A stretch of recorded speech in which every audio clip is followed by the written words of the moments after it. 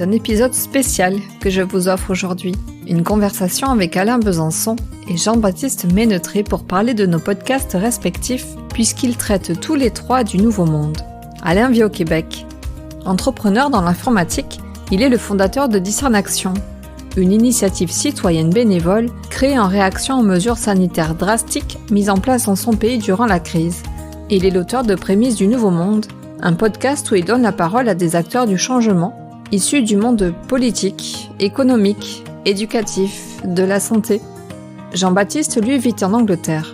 Créateur des élixirs alchimiques et des parfums de la marque Pravaha, il est à l'origine du podcast et de la communauté des enchanteurs du Nouveau Monde. Chaque semaine, accompagné d'une personnalité enchanteresse, il nous invite à redécouvrir le monde avec émerveillement. Ce sont les synchronicités de la vie qui nous ont réunis, une histoire de lien. C'est grâce à Louis Fouché que j'ai rencontré Alain, qui m'a à son tour connecté à Jean-Baptiste, que je suivais déjà sur les réseaux. Cette interview sonnait donc comme une évidence. Nous vous proposons d'échanger sur l'envers du décor de nos podcasts en toute transparence. Ensemble, nous évoquons notre définition du Nouveau Monde, pourquoi nous avons choisi le podcast, le positionnement de nos podcasts et son modèle économique, nos retours d'expérience, mais aussi nos principaux challenges, les feedbacks des auditeurs, les enseignements et nos projets à venir. On vous dit tout. N'hésitez pas à votre tour à nous dire ce que vous en avez pensé. Alors installez-vous confortablement. Bonne écoute! Allez, ça tourne. Bonjour à tous et à toutes, je suis Alain Besançon de Discernaction pour Prémices du Nouveau Monde. Bonjour, je suis Katia Cravé, fondatrice de Redaxilve et animatrice de Aujourd'hui écrivons demain. Bonjour, je suis Jean-Baptiste ou Yohanan et je m'occupe des Enchanteurs du Nouveau Monde, qui est un podcast et une communauté. Merci, bonjour à tous et à toutes. Encore une fois, donc on a une émission très particulière aujourd'hui dans laquelle en fait on va pouvoir se présenter et puis se présenter un petit peu nos podcasts respectifs, sachant que tous les trois, nous travaillons sur une thématique semblable, qui est la thématique du Nouveau Monde. Alors, peut-être pour commencer tout de suite sur la discussion, le Nouveau Monde, pour nous, qu'est-ce que c'est? Jean-Baptiste. Alors, le Nouveau Monde, c'est très bizarre, parce qu'on a tous notre vision du Nouveau Monde. Et moi, c'est beaucoup de choses qui reviennent aux sources, à l'origine, comme le sacré, comme toutes les connaissances qu'on avait de la nature, des arbres, de tout ça, qui a été petit à petit oublié durant des siècles et des siècles. Tout a été désacralisé, on a voulu tuer les rois, on a voulu tuer les dieux, etc. Et là, j'ai l'impression qu'on revient, on s'aperçoit que c'était peut-être pas la bonne direction, et de revenir à l'essentiel, à la source. Pour moi, c'est un peu ça, le Nouveau Monde, tout en ayant appris beaucoup de ces expériences-là. Et je vois aussi comme une nouvelle ère, plus qu'un nouveau monde. J'ai l'impression qu'il y a une nouvelle ère qui s'ouvre. On en parle du Verseau, des choses comme ça. Mais je sens vraiment ça, qu'il y a eu besoin de ces expériences-là pour pouvoir passer maintenant à une autre étape de notre évolution. Très bien. Katia, le Nouveau Monde pour toi? Alors, je rebondis un petit peu aussi ce que tu dis, Jean-Baptiste, je te rejoins aussi. Alors moi, Nouveau Monde, c'était un peu pour contrebalancer ce monde dans lequel je suis, avec lequel je ne suis pas tout à fait raccord. Un monde pour moi de déshumanisation et de destruction du vivant. Donc moi, je suis dans l'idée de me reconnecter au vivant et de respecter le vivant. Et surtout de retrouver un monde de sens. Parce que nous sommes dans l'absurdité et l'aberration et l'incohérence. Donc j'ai juste envie en fait qu'on retrouve le bon sens des choses, donc revenir effectivement à des choses beaucoup plus naturelles au niveau de la santé, de l'éducation, des choses plus justes, plus éthiques, plus respectueuses. Et en fait, j'ai envie de dire que le Nouveau Monde, il est déjà là en train de se construire. Et peut-être effectivement, comme tu dis, Jean-Baptiste, une nouvelle ère qui est en train d'émerger avec des savoirs ancestraux remis au goût du jour, de l'innovation. Voilà. Mais pour moi, il est déjà engagé finalement. Mais Nouveau Monde parce qu'il fallait bien essayer de lui donner un nom en fait et de le qualifier. Donc pour moi, c'est ça. Alors, je ne sais pas pour toi, Alain, ce que ça représente pour toi. Oui, ben moi je me retrouve beaucoup dans vos définitions à tous les deux, à travers ce que vous avez dit, donc sur le sacré, la nature, le merveilleux, nos ruptures par rapport à un monde pour moi qui est en train de se terminer, une fin de civilisation, une nouvelle civilisation qui est en train de naître. Et pour moi, le nouveau monde, c'est une nouvelle façon d'être au monde. Donc la notion d'être, pour moi, est absolument fondamentale, avec sa connotation, bien sûr, spirituelle. Et pour moi, on est vraiment sur une évolution profonde de l'humanité vers justement cette nouvelle façon d'être au monde, cette montée en conscience, et qui doit s'accompagner d'une montée en puissance d'agir par rapport à, je dirais, effectivement, une réalité qui est extrêmement sombre et dystopique aujourd'hui, mais sur Mm. laquelle nous pouvons intervenir. Et je suis tout à fait d'accord avec toi, Katia, que le nouveau monde existe. Il est déjà présent aujourd'hui. Et avec les personnes qu'on rencontre, tous les trois, je trouve qu'on l'illustre très, très bien. Mm. Alors pourquoi ce podcast, Alain? Pourquoi est-ce que tu as créé alors ces prémices d'un monde nouveau ou d'un nouveau monde? Alors, le podcast s'appelle Prémices du Nouveau Monde. Nouveau Et monde. oui, c'est ça. Et donc, en fait, c'est vraiment parti un peu d'une démarche similaire à la tienne, Katia, qui était une démarche de réaction. Donc, Discern Action a été créé en mai 2021 en réaction en fait, à la crise sanitaire. Donc, on a fait des actions de réinformation, de mise en lien, de libération de la parole. Et ensuite, on s'est consacré à cette notion de renaissance, une renaissance individuelle et collective. Et à travers cette renaissance, je me suis intéressé à chercher, à travers la francophonie, quels étaient les acteurs du changement, quelles étaient les personnes dans tous les domaines de la société qui proposaient une autre vision de la société. Donc, dans le domaine de l'éducation, de la santé, des médias, de la politique, de l'économie, etc. Et je me suis aperçu qu'en fait, oui, il y avait beaucoup d'acteurs, d'initiatives, de collectifs qui œuvraient déjà parfois depuis longtemps sur des nouvelles façons d'être au monde, des nouvelles façons de faire ensemble. Donc, ça a été l'origine du podcast Prémices du Nouveau Monde pour montrer effectivement que une nouvelle réalité était déjà en devenir aujourd'hui, ici et maintenant. Et toi, Katia, donc quel a été un peu le déclencheur pour passer à Le dé l'acte? Alors le déclencheur, déjà j'ai dû changer de voie professionnelle ou du moins j'ai changé de voie professionnelle puisque, j'ai fait partie des professionnels, pardon, suspendus puisqu'en France, nous étions soumis à une loi, qui nous obligeait à nous vacciner si nous voulions continuer notre profession. Et donc comme j'ai refusé, donc je n'ai pas pu continuer à exercer mon métier de psychologue, donc il m'a fallu changer de cap et j'ai donc, décidé de m'embarquer dans la rédaction de contenu pour les acteurs du nouveau monde et m'est venue l'idée en fait de leur donner la parole puisque autour de moi, puisque je suis dans le sud des Landes, il y a énormément de pépites, comme je les appelle.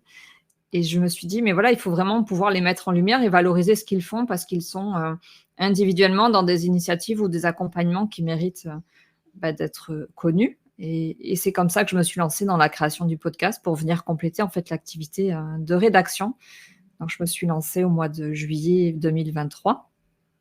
Donc juste pour préciser, ce sont moi des acteurs principalement locaux, c'est-à-dire du territoire basque-hollandais, mais pas seulement, puisqu'il m'est arrivé d'interviewer des personnes qui ne font pas partie de la région, mais parce que voilà, j'avais envie aussi de leur donner la parole. Voilà. Bah oui, c'est intéressant parce que toi, effectivement, tu es en France, dans les Landes. Jean-Baptiste, tu es un Je suis en francophone, mais tu Angleterre. Ouais. es en Angleterre. On va revenir à toi dans quelques instants. Et moi, je suis au Québec. Alors, Ouais. Jean-Baptiste, toi, ton initiative, tu l'as lancée. Pourquoi? Alors moi, j'ai été très malade jusqu'en septembre 2023. Mais je pense qu'il est beaucoup lié à la colère de tout ce qui s'est passé pendant les confinements. Donc, souvent ça, notre point commun apparemment à nous trois. Euh, mais je suis parti au Canada, à Montréal, et à l'Observatoire l'Oratoire Saint-Joseph. Il y a eu quelque chose que j'ai pas compris, c'est que j'ai eu vraiment une guérison miraculeuse. J'ai entendu une voix qui m'a dit tu seras guéri dans 3 jours, et 3 jours plus tard, j'avais plus rien. Et depuis, je n'ai plus rien eu. Et depuis, j'ai des flashs comme ça qui m'arrivent. Donc c'est très, oui, c'est très. J'ai une vision comme ça depuis des choses qui me viennent, et j'ai eu ce mot enchanteur du nouveau monde. Donc il y a vraiment ce côté réenchantement, parce on est vraiment pris par des images de plus en plus dans les médias où on nous montre tout ce qui est mauvais, tous les faits divers qu'on nous montre, c'est des choses qui nous rabaissent. Et je me suis dit, mais il faut vraiment qu'on réenchante quelque chose. Donc ce mot est venu comme ça, enchanteur du Nouveau Monde. Très vite, il y a des gens qui sont rentrés dans la communauté. C'était sur Facebook au début. J'ai eu, très vite 7000 abonnés. Et un mois plus tard, donc ça c'était en novembre, je crois, que j'ai eu ce truc de podcast, alors que j'ai vraiment un gros problème avec la voix et à parler. D'où une timidité à une époque très, très extrême. Et je me suis dit, bon, OK, je sens que c'est OK, donc il faut que j'y aille. Et c'est vrai que le retour a été assez rapide. Et je me suis lancé en septembre, en février. Donc ça, c'était le 1er, c'était le 4 février. Et moi, les gens que j'ai envie d'interviewer dans ces podcasts-là, c'est des personnes qui sont des modèles, qui peuvent être des modèles pour d'autres, des gens qui ont déjà avancé dans leur activité et qui peuvent permettre à d'autres de prendre peut-être des inspirations, des conseils. Des fois, c'est peut-être une phrase qui va peut-être donner un impulse à quelqu'un. Donc, c'est toutes les personnes aussi que j'ai rencontrées dans ma vie. Les premières, ça a été beaucoup de personnes que j'ai rencontrées aussi qui m'ont inspiré à un moment donné. Et puis là, ça s'ouvre de plus en plus à d'autres personnes de plusieurs domaines, mais ça, on en parlera peut-être plus tard. On se rejoint quand même dans l'intention. Comment dire? On a un élément déclencheur qui est commun, ce qui a les conséquences de la crise sanitaire, mais on a quand même aussi une même intention à qui est-ce qu'on veut donner la parole et pourquoi. Je trouve qu'on se rejoint quand même vraiment. Oui, ça c'est intéressant, je trouve, et c'était intéressant qu'on soit ensemble tous les 3 aujourd'hui, parce que je trouve qu'à travers, on a des démarches qui sont similaires. Il y a une démarche de réaction par rapport à une situation qui ne nous plaisait pas. Il y a une projection qui n'a pas été une projection dans la colère, mais dans la construction et dans une démarche positive. Ça, je trouve ça, c'est un élément qui nous rejoint aussi et qui est également une démarche qui a été accomplie par d'autres personnes, notamment les personnes à qui on donne la parole. Et puis, ce qui est quand même assez intéressant, c'est que à nous 3, si on faisait la somme de l'ensemble des entrevues, ça représente quand même beaucoup de monde. Et malgré ça, on n'a jamais invité les mêmes personnes. C'est-à-dire qu'on est capable d'aller, il y a comme un vivier au niveau de la francophonie. Il y a une population de gens qui sont inspirantes, qui est quand même vaste. Et ça, je trouve ça très enthousiasmant. Oui, clairement, oui. Oui, vous faites référence tous les deux aussi à la notion de colère. Effectivement, moi, à partir du moment où aussi j'ai décidé de sortir de la colère et d'être dans la lutte, il y a vraiment eu presque un on-off au printemps dernier. Et c'est là où j'ai décidé aussi de créer le podcast. C'est que j'ai vraiment décidé de mettre le focus sur ce que je souhaitais voir advenir dans ce monde. Et donc de mettre plutôt la lumière sur ce qu'il y a de joyeux, de bon, de bien, de lumineux, et arrêter de dénoncer et attaquer ce qui était négatif, anxiogène, liberticide, pour vraiment changer aussi peut-être la vibration dans laquelle j'étais, mais de sortir de la colère, ou du moins d'utiliser la colère à bon escient. D'en faire aussi un moteur finalement pour développer ce projet-là. Tu as qui comme profil jusqu'à présent, et toi aussi, Alain? Alors, je n'ai pas que des thérapeutes, même si peut-être on a l'impression que j'interviewe beaucoup de thérapeutes. Alors peut-être est-ce que j'ai interviewé beaucoup de thérapeutes parmi ceux que j'ai interviewés. Il n'empêche que je souhaite vraiment donner la parole à tous les acteurs du changement, pour ainsi dire, que ce soit le secteur de l'éducation, de la santé, de l'environnement, que ce soit du domaine artistique, culturel. Je n'ai pas de limite, en tout cas dans le secteur, à partir du moment où la personne a pu subir ou vivre un chemin de transformation personnelle et professionnelle, est porteur de messages, est inspirant. Alors, c'est un terme qu'on emploie souvent, mais en tout cas, pour moi, il y a quelque chose qui se passe aussi dans la relation à la personne à qui je veux donner la parole. Il y a quelque chose qui s'est connecté, il y a une connexion forte, une connivence, une complicité, une fluidité, une intuition aussi qu'il faut aller... Donc, j'ai à cœur, en tout cas, de pouvoir donner la parole à tout type de thérapeutes, créateurs, artistes, qui puissent rentrer, en tout cas, dans la ligne éditoriale du podcast, mais pas que des thérapeutes. Et pour vous ? Oui, on a bien compris le message, Katia. Il n'y a pas que des thérapeutes. Non, alors peut-être pour recontextualiser, c'est parce qu'on a discuté un petit peu en aparté tous les trois et Alain me faisait remarquer que, du moins, il avait cru comprendre que… On a perdu ton son. Pardon.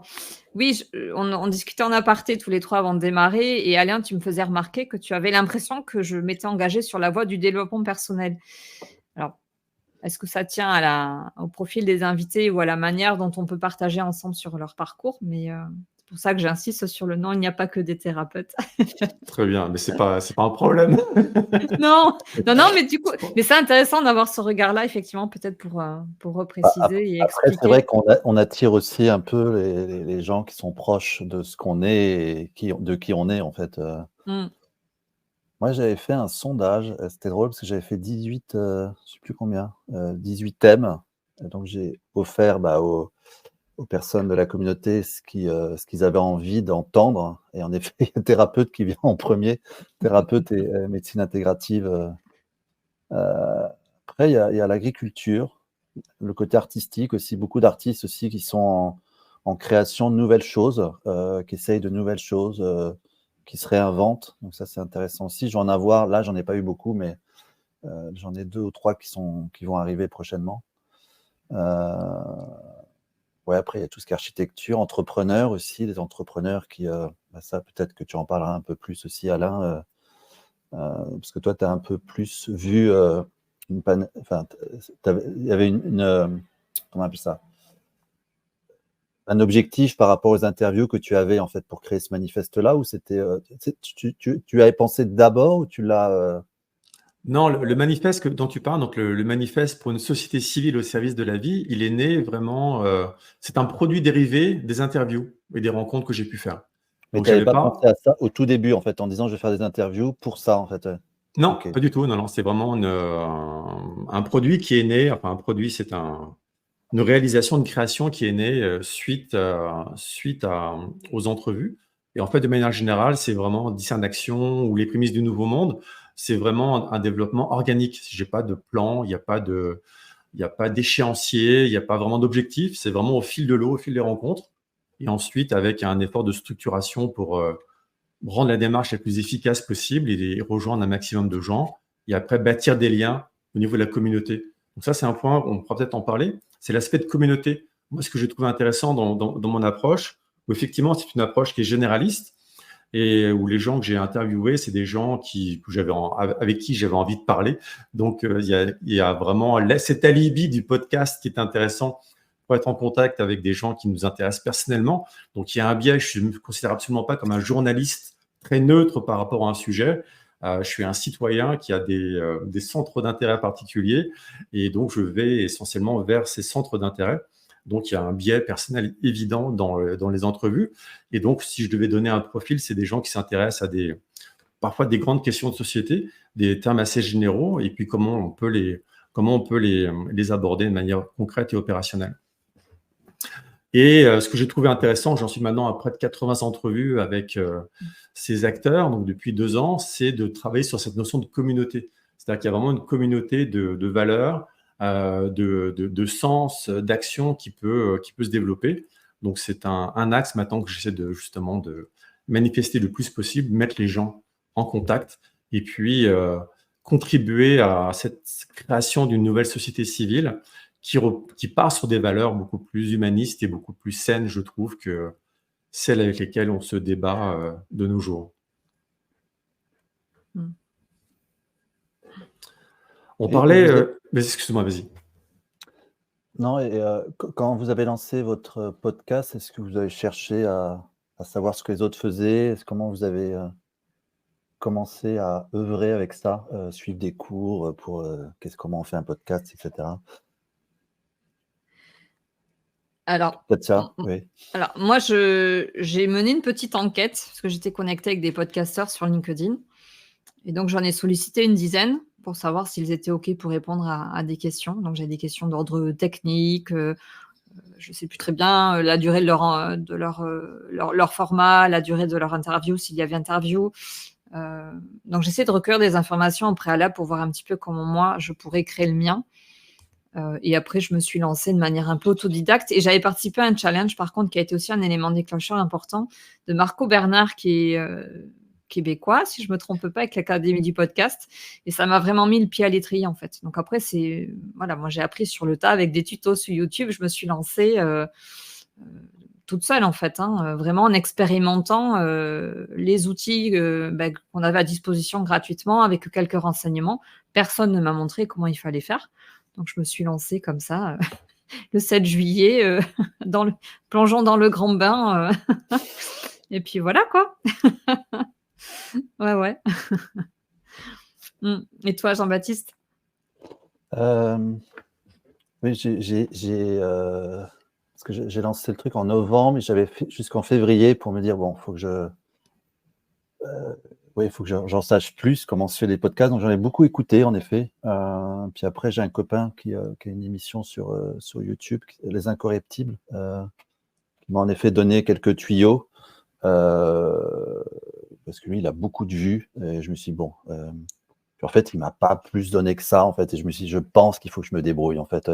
Il faut se lancer, et puis après, on verra, en fait. Au fur et à mesure, tu apprends, en effet, à chaque interview, tu te dis, bon, là, j'aurais peut-être pu faire ça. Donc, je les réécoute souvent pour voir les questions que j'aurais pu éventuellement poser pour les prochaines fois, en fait. Donc, je pense qu'on apprend sur le tas, en fait. Oui, donc ça me parle bien. Et toi, là? Oui, moi aussi, c'était essentiellement travailler sur le tas, réinvestir un peu ce que j'avais pu développer dans ma carrière professionnelle. Au niveau de la communication, du marketing, je dirais du rapport interpersonnel. Donc, j'ai vraiment réinvesti tout ce que j'ai pu apprendre au cours des dernières années. Mais après, ça a été effectivement de l'expérimentation avec les différentes technologies, avec les outils, avec le rapport aux gens. Mais ça se fait assez naturellement. Je pense que lorsqu'on montre de l'intérêt et qu'on a une bonne capacité d'écoute, je trouve que les choses se passent très, très bien.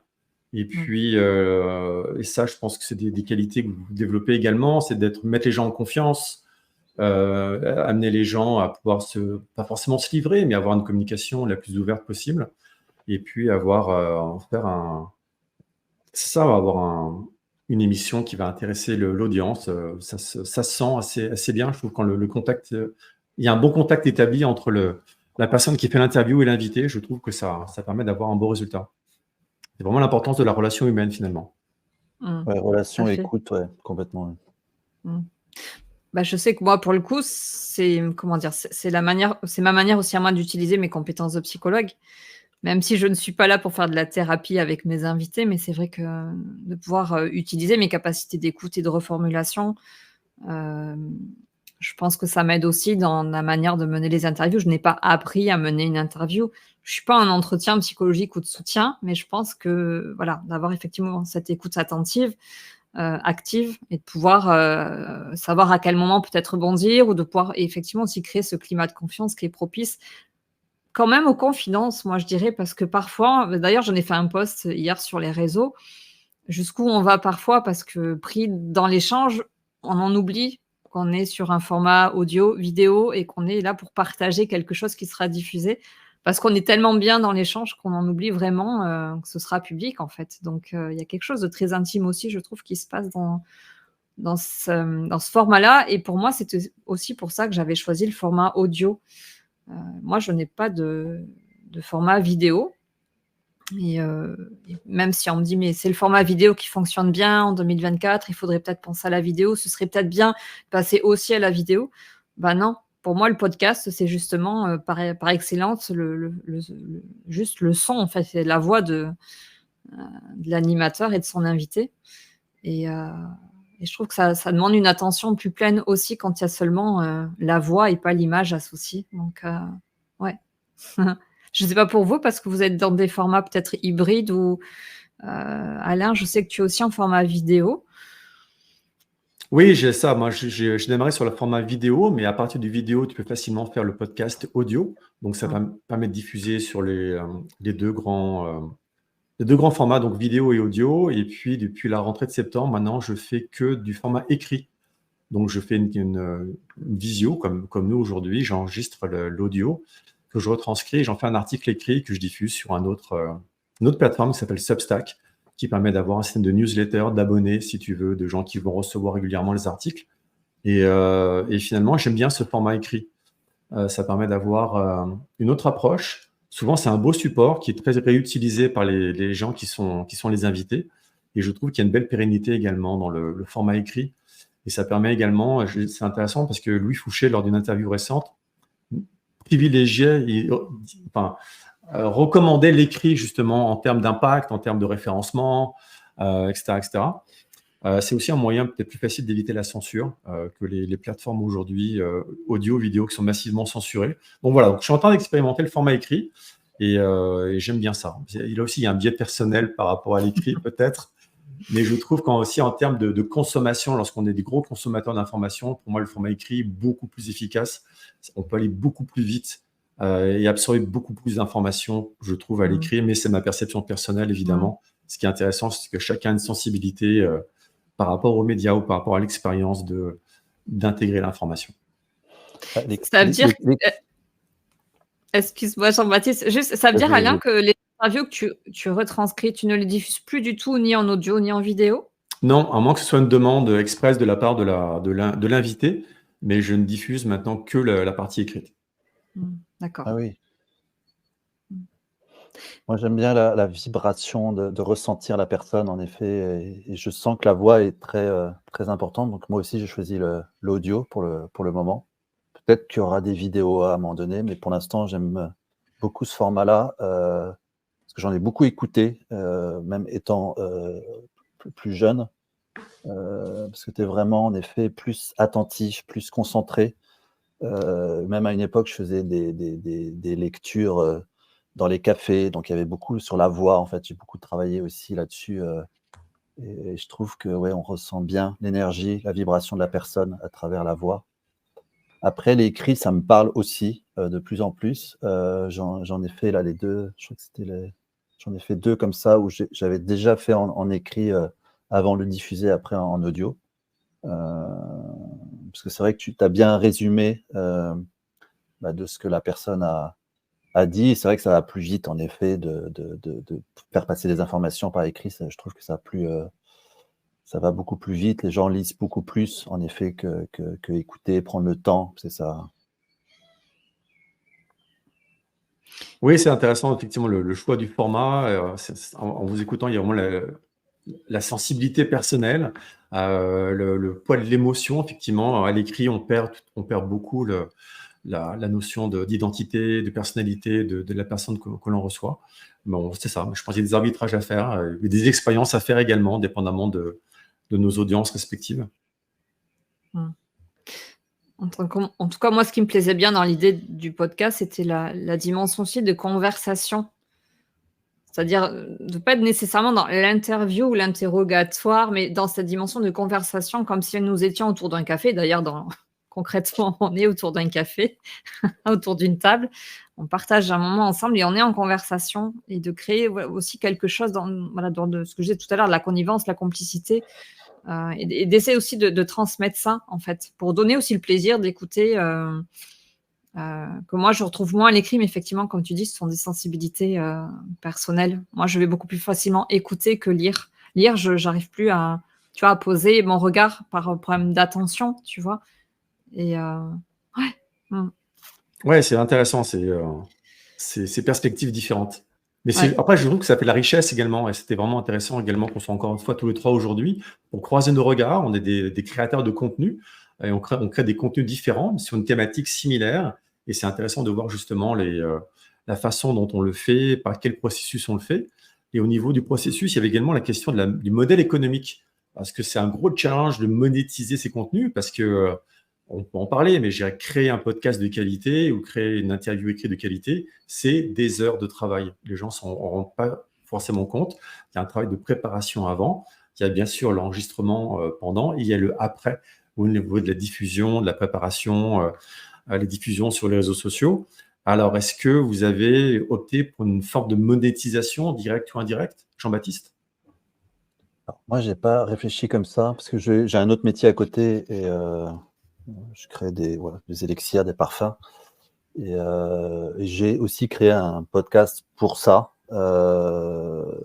donc la monétisation, ouais, pour moi, c'était plus offert, c'est plus quelque chose, plus un don. Je suis plus dans quelque chose comme ça, parce que c'est des gens aussi que j'ai envie d'entendre, d'être en relation. Donc il y a quelque chose de cet ordre-là. Après, je sais qu'il y a beaucoup de temps, donc je me suis organisé le mercredi pour les enregistrements, le dimanche et le samedi pour vraiment faire les montages et les diffusions. Donc il y a toute une organisation de temps que j'ai mis en place et que j'ai offert pour ça. Après, si ça me prend beaucoup plus de temps, oui, j'ai peut-être réfléchi à un autre modèle économique, mais pour l'instant, oui, quelque part, c'est plus ma société qui, oui, finance ça, en fait, dans un premier temps. Oui. Et j'en suis au tout début, parce que j'en ai fait que 10 pour le moment, donc on verra par la suite, ouais, ce qui se posera. Et toi, Katia? Alors moi, au départ, j'étais aussi dans le don comme toi, puisque c'était de mon initiative que je voulais donner la parole à ces pépites que j'avais autour de moi. Donc c'était sur mon temps personnel, puisque j'étais aussi en train de développer une activité de rédaction, sauf qu'au bout de quelques semaines, j'ai senti que je vibrais beaucoup plus haut lors de cette activité de podcast et d'interview. Je trouvais beaucoup plus de sens à m'engager sur cette activité-là que la rédaction, qui vibrait moins. Et d'ailleurs, des gens qui ne me connaissent pas nécessairement, mais qu'à travers les réseaux, me le renvoyaient. Qu'à la lecture de mes posts concernant le podcast, il y avait une vibration, une énergie différente quand je parlais de ce que je faisais de mes interviews par rapport à la rédaction. Donc, ça m'a interpellée. Et en fait, très vite, j'ai senti que mon âme m'amenait vers plutôt le podcast. Et là, s'est posé la question, effectivement, c'est bien joli, mais je ne vis pas encore d'amour et d'eau fraîche ou de prana. Comment est-ce que je peux peut-être envisager de vivre de ça? Et donc, au bout de quelques mois, j'ai commencé à réfléchir à ce qui pourrait être peut-être viable. Donc, j'ai fait un bootcamp en fin d'année. J'ai lancé une cagnotte. Donc, c'est, on va dire, une participation libre et consciente pour ceux qui écoutent, ceux qui participent à mon podcast, puisque moi, je ne fais pas payer mes invités, puisque c'est moi qui ai envie, comme toi, Jean-Baptiste, de leur donner la parole. C'est moi qui vais les chercher. Et là, je suis dans des démarches, en tout cas de prospection, comme pour une prestation de rédaction, à essayer de trouver des partenaires, du sponsoring, ou peut-être imaginer d'autres dispositifs auxquels je ne pense même pas, pour peut-être mettre aussi à disposition mes compétences de création de contenu audio pour des entreprises ou des partenaires. Donc, j'ai 2 rendez-vous la semaine prochaine. Donc, voilà, les choses, se transforment au fur et à mesure, c'est-à-dire que la réalité me rattrape. Et si je veux continuer cette activité-là, à un moment donné, il va falloir qu'il y ait aussi une rentrée financière. Donc, voilà. Et peut-être qu'il y a encore d'autres alternatives. Après, il y a aussi l'affiliation. Mais peut-être qu'il y a encore d'autres moyens pour pouvoir continuer, effectivement, voire peut-être augmenter la fréquence aussi de diffusion, peut-être même me déplacer pour aller à la rencontre des invités qui sont loin de moi. J'aurais adoré aller pouvoir rencontrer Louis à Marseille, ou Benoît à Angers bientôt, ou Stéphane... qui c'est que j'avais vu Pierre Arnaud qui était dans le nord de la France. Bon, voilà. Dans l'idéal aussi d'aller à la rencontre physiquement de ceux à qui je donne la parole, parce que pour le moment, c'est en visio. Donc voilà, ce serait en tout cas de pouvoir faire évoluer le projet et pourquoi pas créer un studio aussi parce que pour le moment, c'est chez moi ou c'est chez les invités, sur leur lieu de travail. Bon, c'est un petit peu du bricolage. Donc, voilà, ça nécessite des moyens, des frais, des abonnements. Donc, à un moment donné, je me dis qu'il pourrait être légitime d'envisager de aussi gagner sa vie avec, puisque les retours qui sont faits par mes auditeurs sont quand même assez encourageants. Donc, il y a du sens à continuer à faire ça, en tout cas. Ouais. J'ai peut-être oublié que j'ai ce projet de peut-être faire aussi des formations avec certains, d'organiser ça dans une plateforme, donc qui, là, pourrait rapporter en effet de l'argent en fait, pour monétiser quelque chose. Ouais. Et toi, Alain? Moi, je suis dans une approche bénévole. J'ai une activité économique qui me permet de ne pas avoir besoin de chercher une rentabilité, une monétisation au niveau des contenus créés. Donc, j'ai ce privilège donc, de pouvoir offrir ça sans avoir la contrainte financière. Donc, ça donne beaucoup de latitude, de liberté, évidemment, et beaucoup de temps que je peux consacrer à ces activités. Katia, tu parlais du retour du public. Alors, c'est intéressant justement d'avoir un peu ce qu'on diffuse. C'est souvent une démarche qui est assez solitaire. On est avec l'invité, on a un moment de partage, de discussion. Après, il y a un travail de diffusion sur les réseaux. Et au niveau des feedbacks, des retours, qu'est-ce que vous avez reçu jusqu'à présent? Vas-y, Katia. Alors, j'ai quelqu'un qui m'a dit que c'était le podcast Feel Good, le podcast qui fait du bien. Et ce qui revient assez souvent, c'est qu'il y a la notion, alors on parlait tout à l'heure d'inspiration, c'est-à-dire les invités qui sont inspirants, motivants, encourageants. On sent qu'il y a comment une identification assez forte et de par leur parcours de vie, souvent ce sont des parcours de vie, comment dire, transformateurs, des événements de vie qui les ont obligés à changer de cap et qui les ont connectés aujourd'hui à qui ils sont vraiment, à leur talent. Donc la plupart de mes invités ont vraiment eu un parcours qui vient, je pense, faire écho à celui de mes auditeurs, qui est principalement des femmes. Je crois qu'à 90%, ce sont des femmes. Et majoritairement, elles ont plus de 45 ans. Alors sur YouTube, parce que sur les plateformes d'écoute plus traditionnelles, je crois que j'ai une tranche d'âge qui est beaucoup plus jeune, à ma grande surprise, entre 0 et 17 ans. Alors c'est un faible pourcentage, mais il n'empêche que c'est le pourcentage le plus élevé sur Spotify et Deezer. Donc à croire que ça les interpelle, ce nouveau monde. Mais voilà, j'ai des messages de remerciements sur le bien que procure en tout cas l'écoute de nos interviews, par les messages qui sont transmis, par les enseignements reçus, par les prises de conscience des invités. Voilà, quand j'ai des retours, ce sont des retours toujours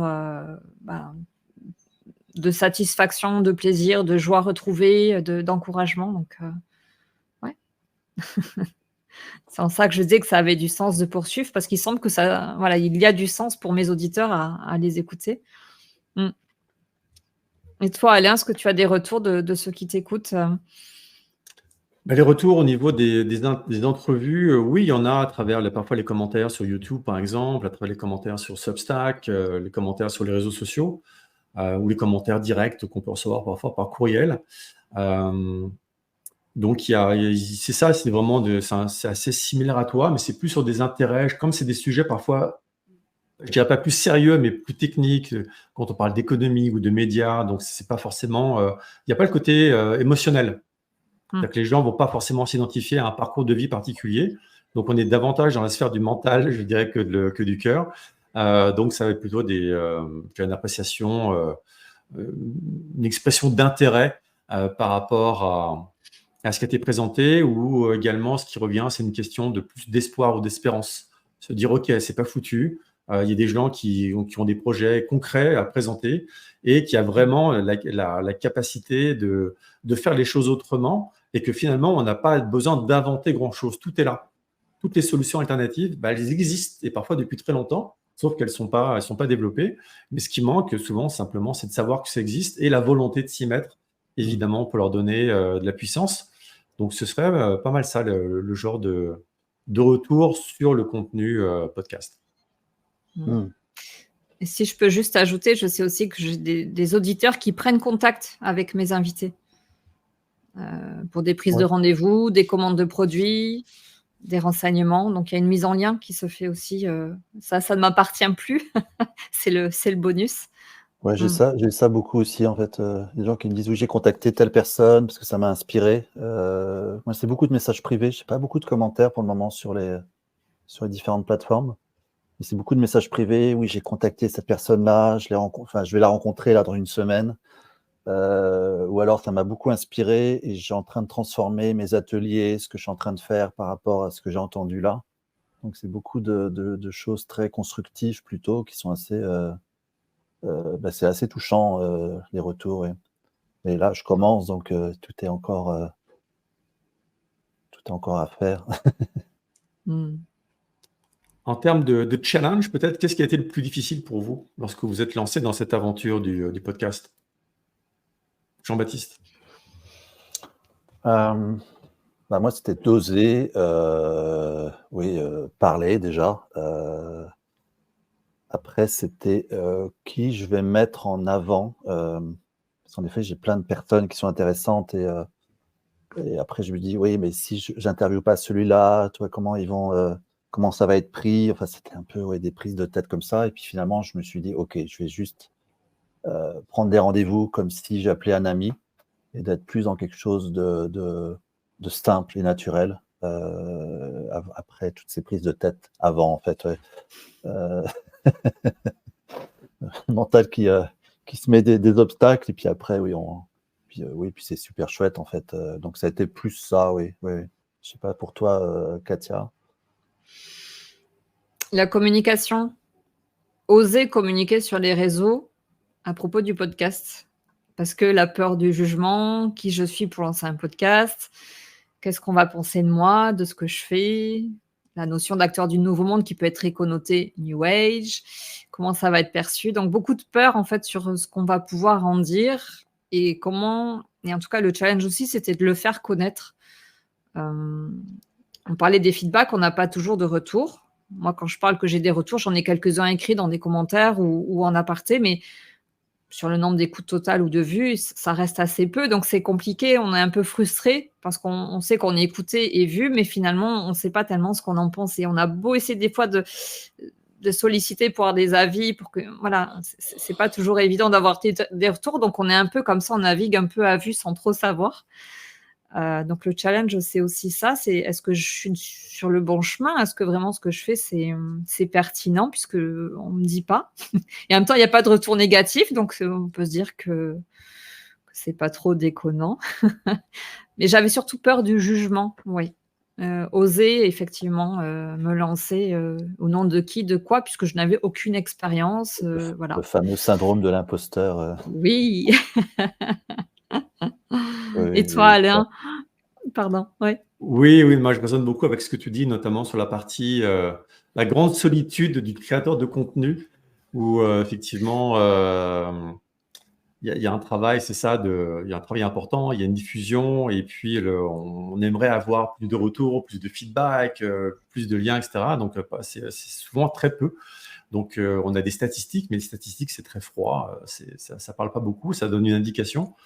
Donc, on sent parfois un peu un décalage entre l'effort fourni et puis le résultat. Donc, mais je pense qu'avec le temps, on apprend à être sage et être moins attaché au résultat et puis davantage à l'effort ou à la rencontre qui est permise au moment de ces podcasts. Et puis après, pour moi, c'était plus le travail dans la durée, être capable de maintenir l'effort. Ça fait quand même 3 ans maintenant qui ont été intensifs. Parce qu'avant les podcasts, il y avait d'autres choses que j'ai fait dans d'autres domaines. Donc, c'est ça, c'est la durée, c'est la répétition, garder la motivation, garder l'énergie, garder le côté positif. Donc, c'est vraiment ça, c'est le travail vraiment dans le temps, sur la durée, pour garder le drive initial. C'est pas toujours évident. Donc, il y a des moments où il y a des baisses, et après, ça reprend. Se réinventer, c'est ça. Il y a vraiment, et puis après, il y a un effet que j'ai pu observer aussi d'atteindre un peu un plafond. C'est-à-dire que j'ai l'impression de plafonner en termes d'audience, en termes de croissance, en termes de personnes qu'on peut rejoindre. Donc, ça donne le goût de se diversifier ou de faire d'autres choses. Voilà, je pense que ouais, c'est ça les principaux challenges, c'est plus de cet ordre-là. Alors, auditeurs, auditrices, c'est le moment de nous dire ce que vous pensez de nos podcasts respectifs et de communiquer avec nous. On n'existe que par vous, donc donnez-nous votre avis sur ce que nous faisons, tous les trois. Merci Katia, effectivement, de cet appel. Justement, en termes comment dire, d'expérience personnelle, parce que Katia a été évoqué que toi, il y avait comme une question de légitimité, donc par rapport au fait de se lancer dans cette aventure. Jean-Baptiste a évoqué une certaine timidité, la prise de parole, peut-être publique, c'était des choses qui étaient vraiment pas évidentes pour toi. Alors, après quelques mois ou plus d'action, qu'est-ce que vous avez appris à titre personnel? Quels ont été un peu les enseignements que vous avez tirés de cette expérience? Oser et être audacieux, pour moi, ce sont, comment dire, 2 maîtres mots. Je suis toujours là. La preuve, je suis à mon 31e épisode. Et j'ai même accéléré la fréquence. Tu parlais d'arriver à garder le rythme. J'avais très peur, moi, de ne pas garder le rythme. Je suis partie à un épisode tous les 15 jours. Et depuis le mois de janvier, je suis à un épisode toutes les semaines. Et je tiens le rythme et je suis assez fière de moi parce que pour le moment, il n'y a pas trop de difficultés pour justement garder le rythme. Mais je crois que j'ai réussi à m'affranchir de cette peur que j'avais de ce que les autres pouvaient bien penser de mon travail parce que je m'accroche à ce qu'on me renvoie de positif. Et des personnes que je ne connais pas me soutiennent et je pense à quelqu'un qui dernièrement, lors d'un apéro entrepreneur, m'a regardé droit dans les yeux et m'a dit: «Continue à faire ce que tu fais». Et à ce moment-là, je ne savais pas vraiment qui s'adressait à moi et j'ai dit: «OK». Et je me dis: «Je vais continuer à suivre cette intuition que j'ai, que je dois m'engager sur cette voie-là», parce que je répondais aussi à une intuition il y a 1 an quand je me suis lancée, quelque chose qui me poussait à y aller sans trop savoir pourquoi ni comment. J'y suis allée. Et là, je sens que je dois vraiment continuer. Je ne sais pas trop où je vais, comment, parce que la situation est ce qu'elle est aujourd'hui, mais je crois que d'oser et d'être audacieux finissent par payer et quand c'est juste, ben, il y a une certaine fluidité aussi donc voilà, donc je continue. Je ne sais Ouais, pas comment est-ce que vous le non, non, je te rejoins bien là-dessus vous sur le cette, gérez? ouais, d'oser, ouais, et être audacieux, ça me parle beaucoup aussi. Après, j'avais besoin de cette régularité aussi, moi. C'est pour ça que là, chaque semaine, c'était important aussi de faire ça. Sinon, oui, je peux passer vite à autre chose. Et je sens que c'est vraiment important, c'est vraiment essentiel de faire ça. Je sais pas, je suis poussé par quelque chose, en effet, qui me dépasse un petit peu aussi. Et puis, en fait, j'adore ça, en réalité. C'est un peu... oui, je me redécouvre aussi moi-même à faire ça. Et là, j'en ai fait un ce matin, j'en ai fait 2 là mercredi. Et oui, il y a un côté très, très joyeux, très pétillant à chaque fois. Et j'adore quand les gens se livrent, ils me disent: «Oh oui, j'ai jamais parlé de ça, en effet». Donc quelque part, bah, tu les amènes à un endroit qu'ils t'auraient jamais dit si tu les avais pas eu autrement, même des gens que je connaissais. J'ai appris plein de choses sur eux juste avec ce podcast-là. Donc il y a un côté, en effet, très joyeux, très pétillant, et ça me donne, oui, envie de continuer longtemps. Et toi, Alain? Oui, bah, je vous rejoins également sur ces expériences et cette notion d'être poussé ou porté par quelque chose de plus grand, et d'exprimer quelque chose qui doit s'exprimer à travers soi. Donc, il y a vraiment ce côté, d'engagement, de mission et à un moment donné, le passage à l'acte se fait naturellement parce que c'est ce qu'il faut faire, quels que soient les blocages ou les prises de tête ou tout ce qu'on peut imaginer ou les contraintes techniques. À un moment donné, on fait et puis je trouve qu'il y a un travail d'alignement personnel aussi lorsqu'on fait ça.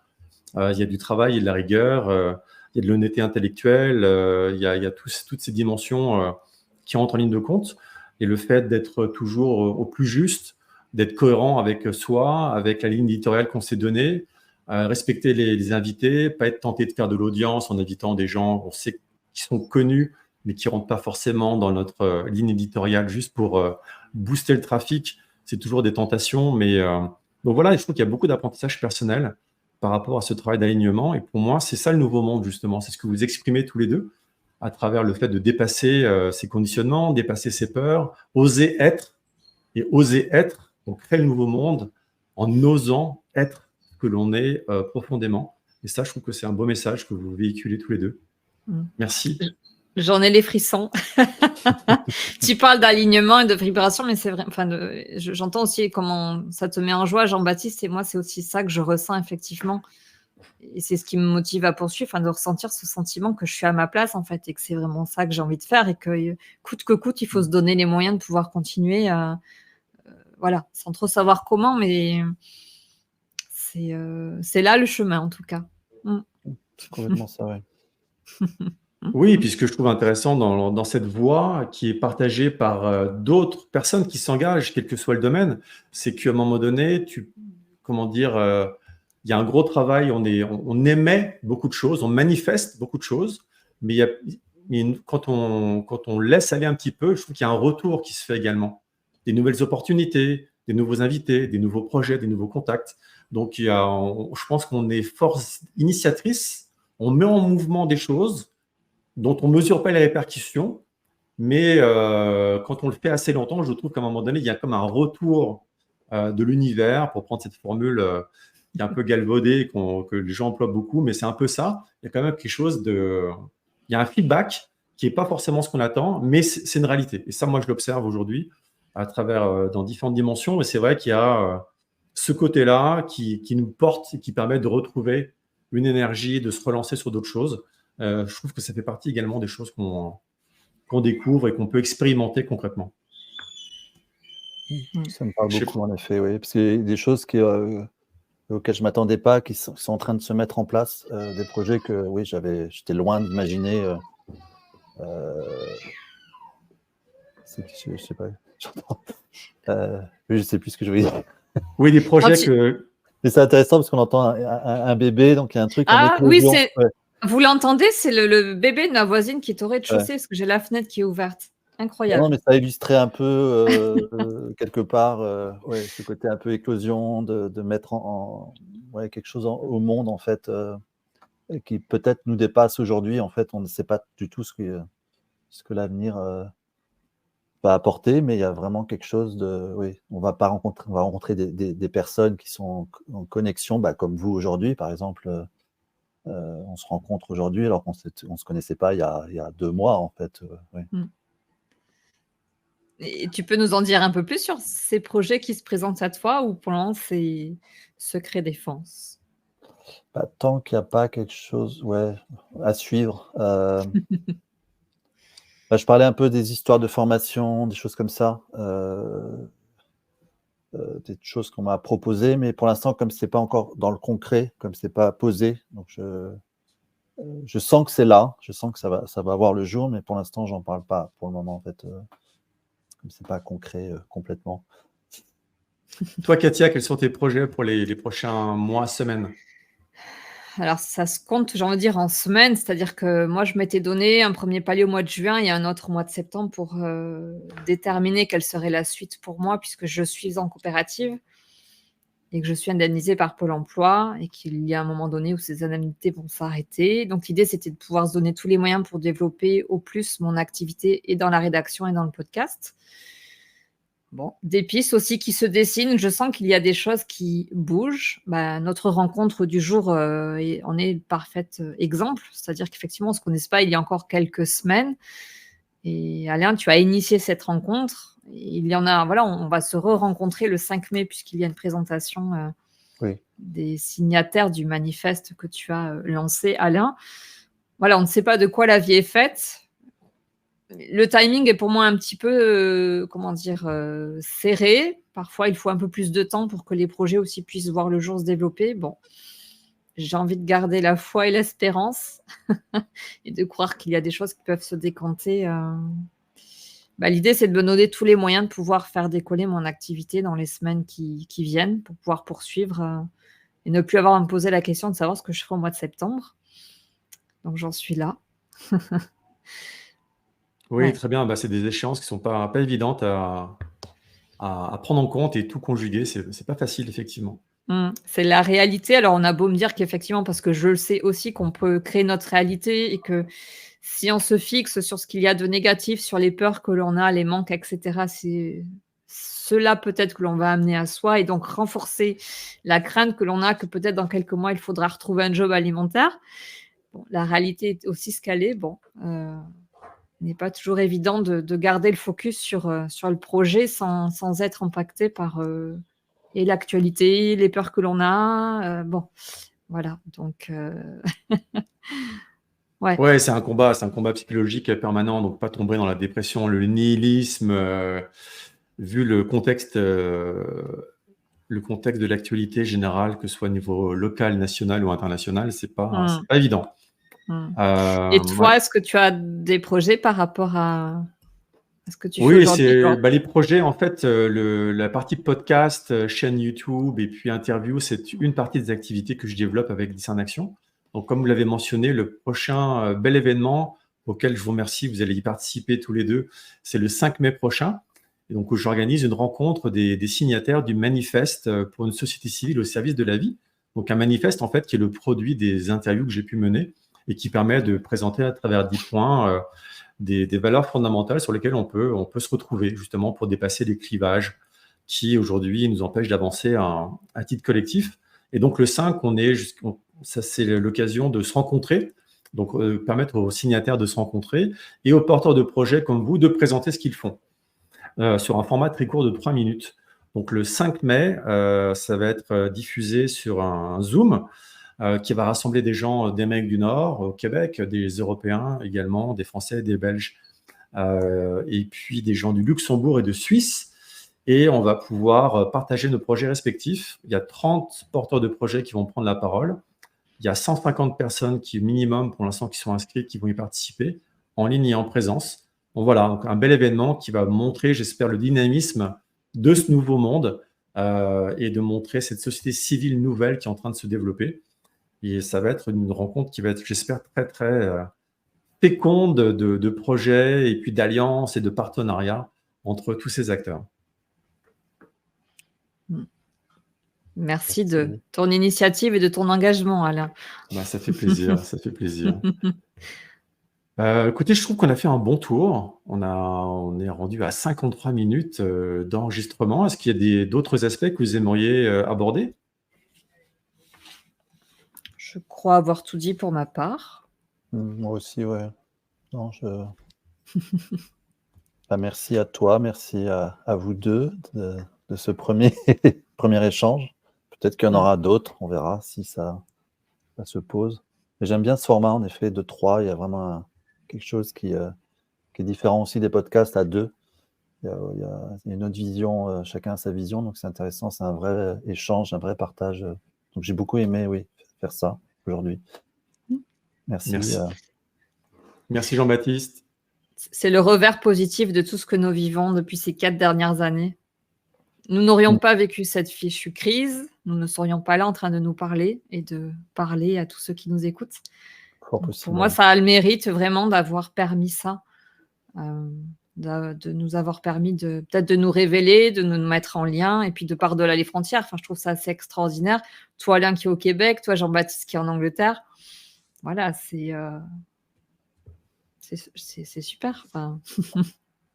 Oui, ça, c'est les cadeaux de la crise, effectivement, et de ce changement de civilisation, ces rencontres qu'on est capable de faire à travers les continents, à rencontre en conscience, souvent des rencontres profondes et des beaux échanges. Merci encore à vous deux pour votre présence aujourd'hui. Bon, je rappelle, Katia Krabbe, le podcast s'appelle Aujourd'hui, écrivons demain. Jean-Baptiste, c'est les enchanteurs de Nouveau Monde et moi-même avec les prémices du Nouveau Monde. Merci. Merci à vous deux. Au revoir. Merci, au revoir. J'espère que vous aurez pris plaisir à nous écouter. Si vous avez aimé cet épisode et que vous souhaitez continuer à découvrir les histoires de ces acteurs du Nouveau Monde, abonnez-vous. Et si vous voulez être tenu informé de la sortie du prochain épisode, retrouvez-nous sur les réseaux.